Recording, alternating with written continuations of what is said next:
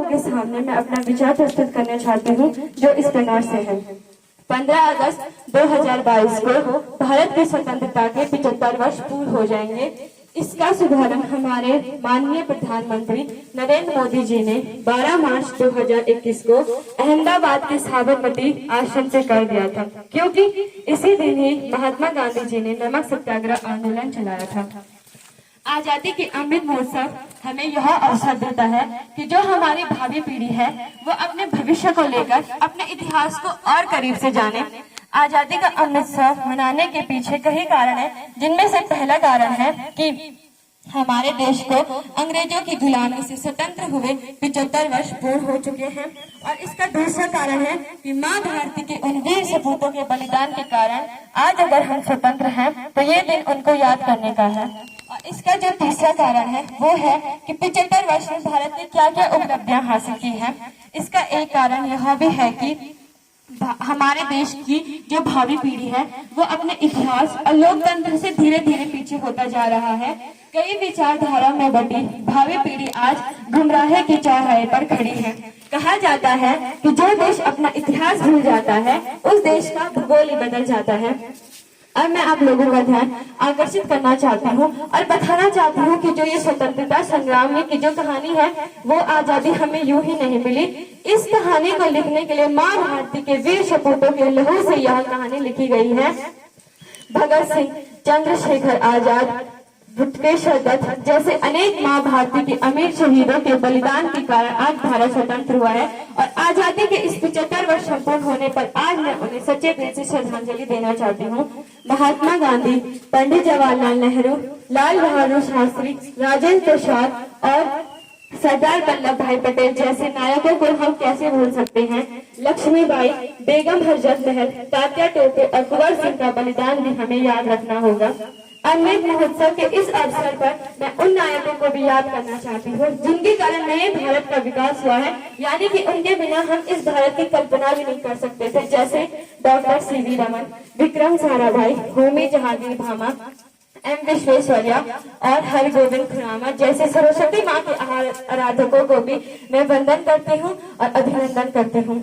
अब आप लोगों का ध्यान मैं आकर्षित करना चाहूंगी और आप लोगों को मैं बताना चाहती हूँ कि भारत ने इन 75 वर्षों में कितनी उपलब्धियां हासिल की हैं। अगर हम विज्ञान और प्रौद्योगिकी के क्षेत्र की बात करें तो भारतीय अंतरिक्ष संस्थान में भारत भी कहीं पीछे नहीं है। भारत ने कई महारत हासिल की है। अगर हम अपने उपग्रह की बात करें जैसे आर्यभट्ट, भास्कर 1, भास्कर 2, रोहिणी श्रृंखला, GSAT-16 और सरल जैसे उपग्रह को आज भारत ने अंतरिक्ष की ऊंचाइयों तक पहुंचाया है। मैं आप लोगों को बताना चाहती हूँ कि भारत ने अंतरिक्ष विज्ञान में इतने महारत हासिल की है कि विश्व के अनेक राष्ट्र आज अपने सैटेलाइट हमसे प्रेषित कराते हैं। क्या आप लोगों ने कभी सोचा था कि जब रशियन वैज्ञानिक यूरी गागारिन ने सर्वप्रथम अंतरिक्ष पर कदम रखा था, जब अमेरिकी वैज्ञानिक नील आर्मस्ट्रांग और एड्रिन ब्रश ने सर्वप्रथम चंद्रमा पर कदम रखा था, तो क्या भारत जैसा देश 3 अप्रैल 1984 को राकेश शर्मा के रूप में प्रथम अंतरिक्ष मानव यात्री अंतरिक्ष पर भेजेगा और मानव यात्री भेजने जाने वाले देशों में भारत का नाम 14वें नंबर पे आएगा। आज भारत के पास PSLV, GSLV जैसी प्रेक्षण यान प्रौद्योगिकी मौजूद है। मेरा मानना है कि शांति और विकास के लिए ही अंतरिक्ष का प्रयोग हो। अगर हम बात करें परमाणु क्षेत्र में तो भारत ने इस क्षेत्र में भी काफी तरक्की की है, क्योंकि कहा जाता है जिस देश के पास परमाणु शक्ति नहीं है वो एक महाशक्ति नहीं होती है।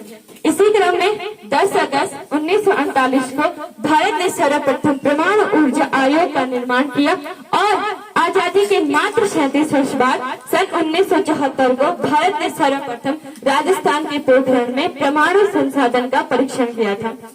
अगर हम रक्षा के क्षेत्र की बात करें तो भारत ने 75 वर्षों में फर्श से अर्श तक का सफर तय किया है।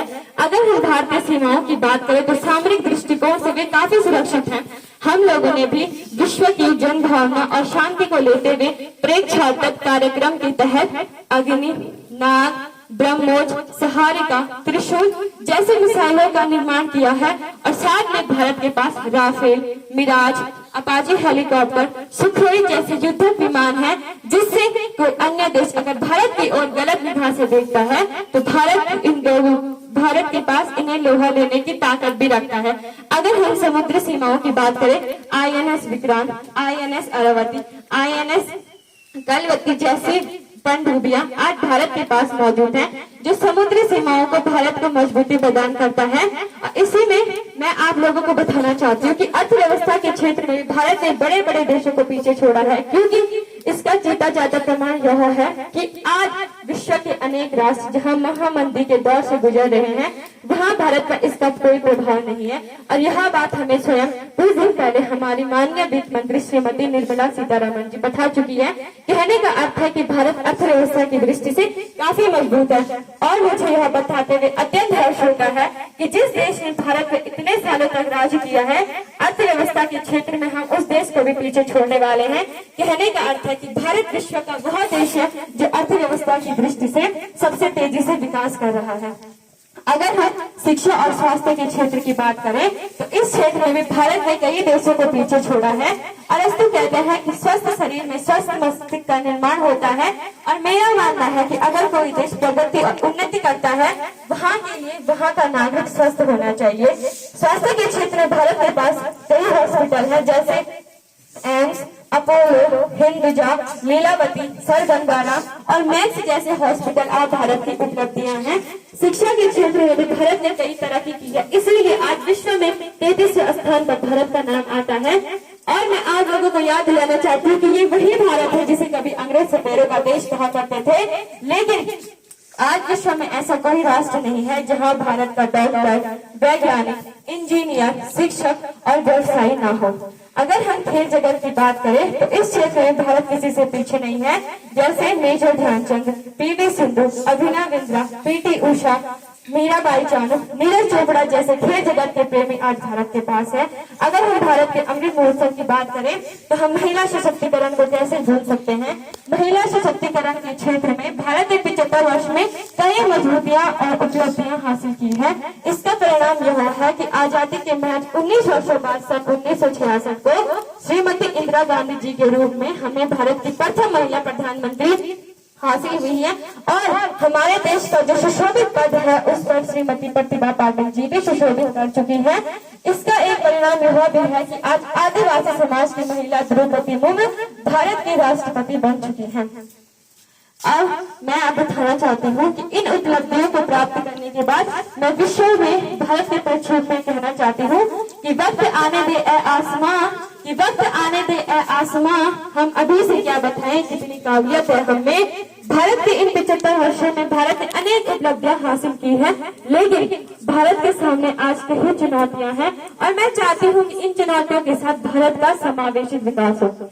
समावेशित विकास से मेरा अर्थ है कि ऐसा विकास जो गरीब से गरीब का भी हो। कहने का अर्थ है सिर्फ अमीर व्यक्ति ही अमीर ना बने, बल्कि गरीब लोगों का भी विकास हो। शिक्षा और स्वास्थ्य की दृष्टि में दोनों को समान रूप से उपलब्धियां हासिल हो, ताकि हम कह सके कि सबका साथ और सबका विकास हो। मैं कहना चाहती हूँ कि जो हमारे देश में जितनी भी सरकारी व्यवस्थाएं या जो योजनाएं आती हैं, उनका लाभ सभी को हो, कोई भी वर्ग इससे वंचित ना रहे।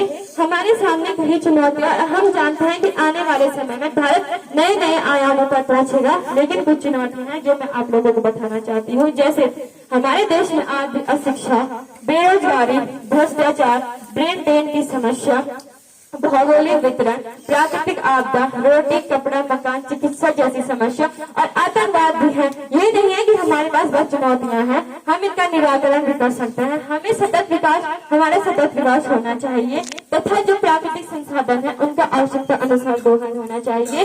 ह्यूमन डेवलपमेंट बढ़ना चाहिए और रिसर्च स्पेस जो चीज होती है उनमें और अधिक वृद्धि होनी चाहिए। साथ साथ शैक्षणिक स्तर और ग्रामीण स्तर पर विकास हो, ताकि हम सब कह सके कि भारत का समावेशित विकास हो रहा है। अंत में मैं कहना चाहती हूँ कि हम जानते हैं कि भारत ने 75 वर्ष में अनेक उपलब्धियां हासिल की हैं और आने वाले समय में भी करता ही रहेगा। और जब हम भारत की सभी वर्षगांठ 2047 में मना रहे होंगे तो वो भारत मेरे सपनों का भारत होगा। और इसी प्रकार माँ भारती की हम सच्चे दिल से सेवा करते रहे, श्रद्धा करते रहे, तो वह समय दूर नहीं है जब विश्व के पटल पर अनंत काल तक भारत अपना परचम लहराता रहेगा। अपनी वाणी को विराम करते हुए मैं चंद पंक्तियां कहना चाहती हूँ। कि है देश से प्रेम तो हर पल कहना चाहिए, कि है देश से प्रेम हर पल कहना चाहिए। ये जो भारत है ये भारत रहना चाहिए।